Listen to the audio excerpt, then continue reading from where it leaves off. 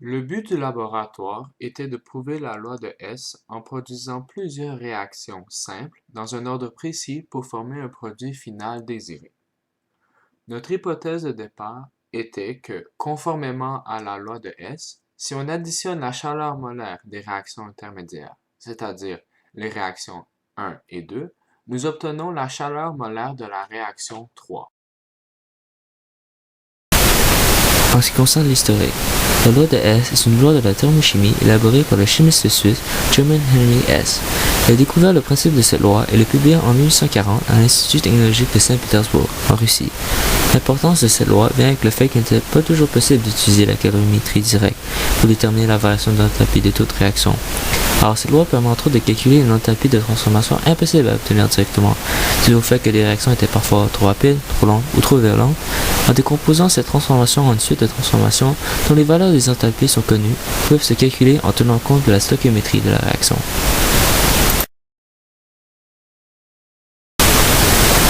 Pour les applications de la loi de Hess aujourd'hui, il y a la formation du fer dans l'industrie de l'acier, ainsi que la réaction, telle qu'écrit dans le PowerPoint, de 1 mol de carbone combiné à 2 mols de dihydrogène qui donne 1 mol de méthane.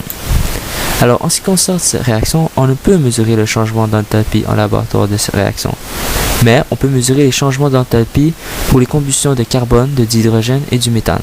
Alors, en appliquant la loi de Hess, on n'a qu'à additionner les variations d'enthalpie de ces petites réactions pour trouver la variation d'enthalpie de ces plus grandes réactions.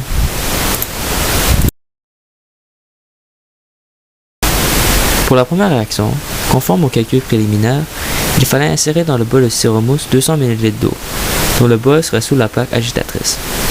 Il fallait ensuite insérer 8 g de NaOH dans le bol, la réaction s'en suivra, puis finalement, il fallait noter la variation de température pour ensuite connaître la variation d'enthalpie. Il faut faire 3 essais de cela.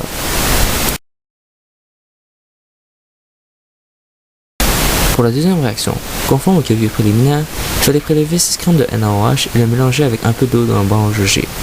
Ensuite, il fallait laisser la réaction se refroidir jusqu'à une température de 20 degrés Celsius et remplir le branche G d'eau jusqu'à un volume de 50 ml.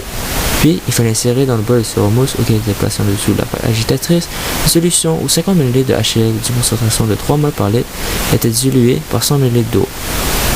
Ensuite, il fallait insérer la solution contenue dans le branche G dans le bol de styromousse, la réaction s'en suivra, puis finalement, il fallait noter la variation de température afin de connaître la variation d'enthalpie de la réaction. Pour la troisième et dernière réaction, conforme au calcul préliminaire, il fallait ajouter 100 ml d'eau à 100 ml de HCl concentré à 3 mol par litre. Il fallait ensuite mettre cette solution dans le bol de styromousse auquel était passé en dessous la plaque agitatrice et insérer dans le bol 12 g de NaOH. La réaction s'en suivra et afin de connaître la variation d'enthalpie de la réaction, il faut de nouveau, comme dans les autres réactions, calculer la variation de température. Il faut faire un autre essai de cela, donc 2 essais au total. Pour la conclusion, notre hypothèse de départ était que, conformément à la loi de Hess, si on additionne la chaleur molaire des réactions intermédiaires 1 et 2, nous obtenons la chaleur molaire de la réaction 3. Pour la première réaction de notre expérience, la chaleur molaire était pour les différents essais.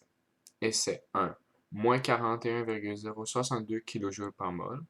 Essai 2, moins 43,41 kJ par mol. Essai 3, moins 40,70 kJ par mol. En moyenne, nous avons obtenu moins 41,724 kJ par mol. Pour la deuxième réaction de notre expérience, la chaleur molaire était pour notre seul essai de moins 58,380 kJ par mol. Pour la troisième réaction de notre expérience, la chaleur molaire était pour les essais différents. Essai 1, moins 105,03 kJ par mol. Essai numéro 2, moins 105,03 kJ par mol. En moyenne, nous avons obtenu moins 105,03 kJ par mol. Quant à la validité de nos résultats, les résultats des essais de la réaction 1 sont tous similaires. Les résultats des essais de la réaction 3 sont aussi similaires. Ceci nous donne un indice que nos manipulations ont été réussies lors du laboratoire. Des améliorations à apporter à ce laboratoire seraient par exemple d'utiliser une nouvelle génération de calorimètres plus étanches, permettant notamment de limiter les pertes d'énergie. Il faudrait aussi s'assurer que la sonde thermique ait été calibrée au début de chaque laboratoire.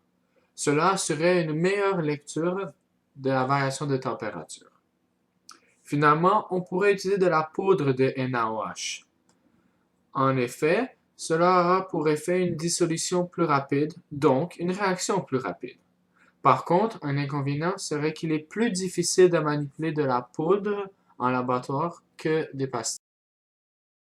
Pour conclure, notre hypothèse de départ a été confirmée. En effet, si on fait la somme des enthalpies moyennes des réactions 1 et 2, c'est-à-dire moins 41,724 kJ plus moins 58,380 kJ, on obtient moins 100,104 kJ, une valeur très proche de celle de la réaction 3, c'est-à-dire 105,03 kJ.